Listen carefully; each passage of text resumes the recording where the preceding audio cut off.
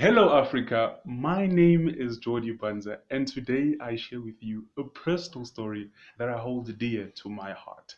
Kinshasa to Johannesburg.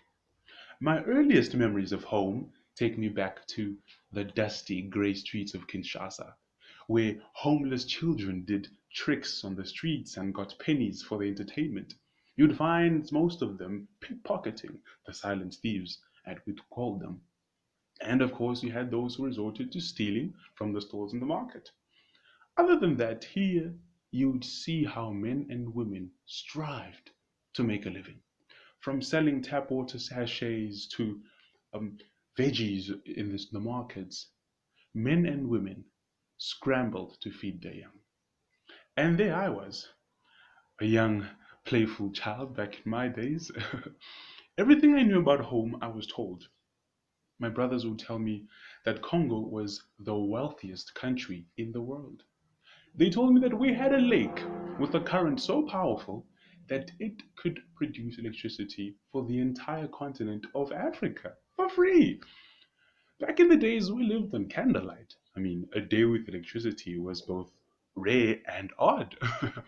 My brothers added that all the smartphones in the world were manufactured using the coltan that was mined in the Congo, the wealthiest country in the world, yet very poor. It's rather oxymoronic to have wealthy and poor in the same sentence, and given my age at the time, that was confusing. So I did not pay much attention. I mean, all I wanted to do was play, laugh, and run. I was young. I remember when complications with my health raised concerns.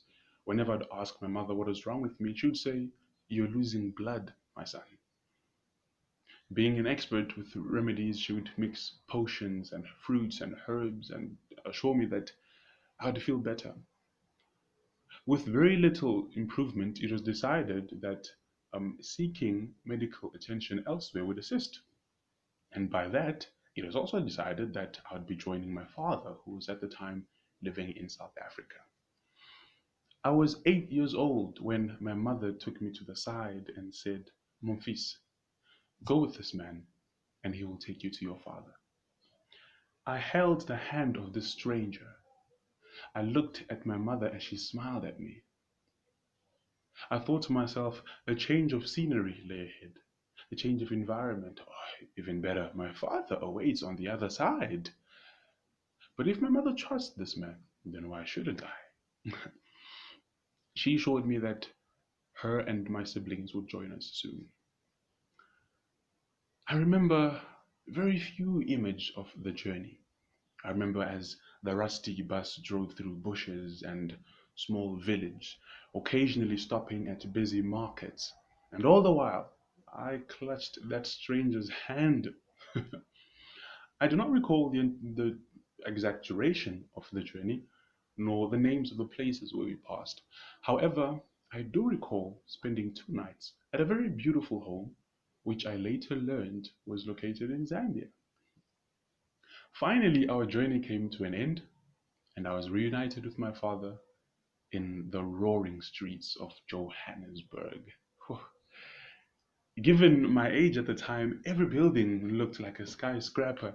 I mean, I, I almost got a slight headache from the speeding cars on the roads, the taxis hooting, and my curiosity got the better of me. I would bombard my father with multiple questions on a daily. He would just laugh. He would give a soft laugh and tell me, "You'll understand when you grow older." I finally made it to primary school.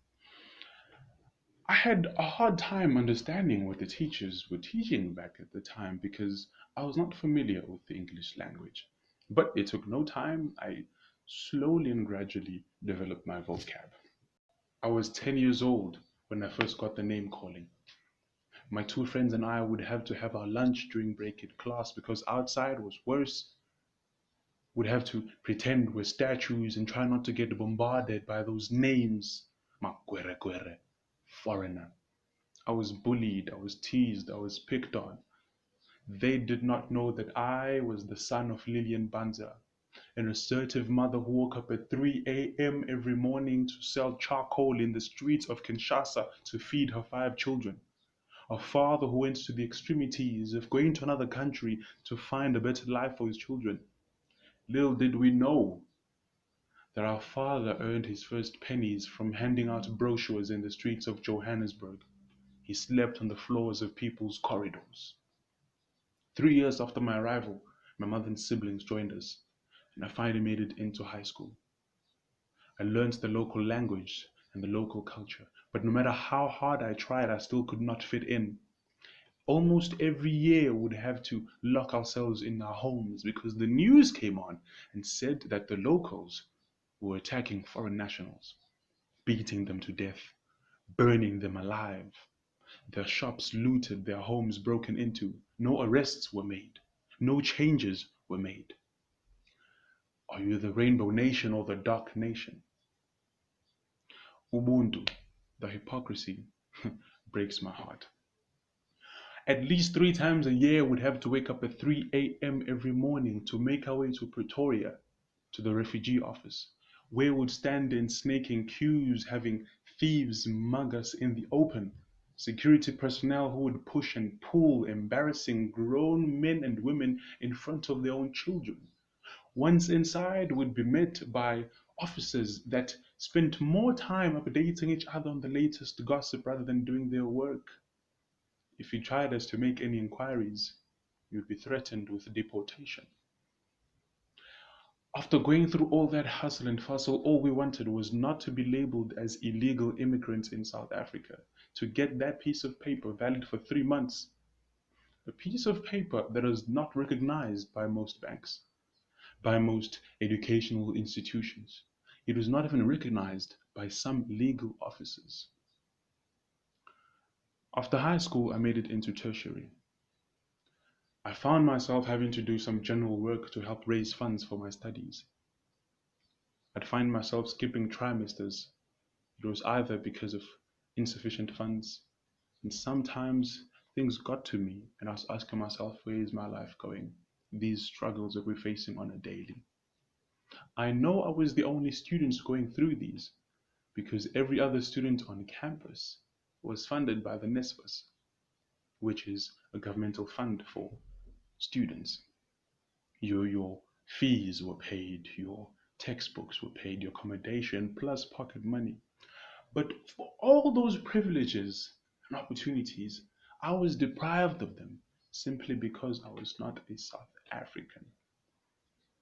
I remember a very embarrassing story. I once went into a cellular store to buy a SIM card and I could not buy it. I was told that the system did not recognize my asylum document. I said, is there anything you can do? Someone that can assist me? And they said, no, we can't help you. It's beyond us. I was miffed. I was frustrated. The name calling had died out in primary school. The occasional xenophobic violence was not enough, but every day the system, the law reminded us that we were not welcome. As though you received a guest at your home, but you did not want them there, and so you made them uncomfortable with the hope that one day they would leave on their own. Time went by, and these days,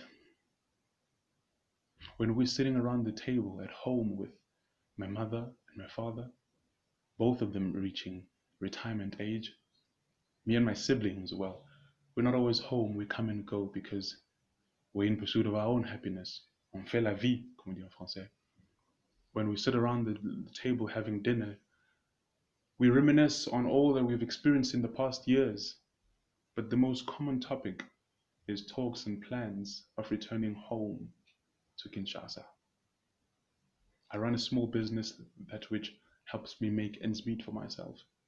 In a few months from now, I'll be the first engineer in the family. Making my way back home would be a relief from Johannesburg to Kinshasa, Kinshasa to Johannesburg. Hadithia Africa. Thank you for giving me the opportunity to share my story with Africa. I thank you.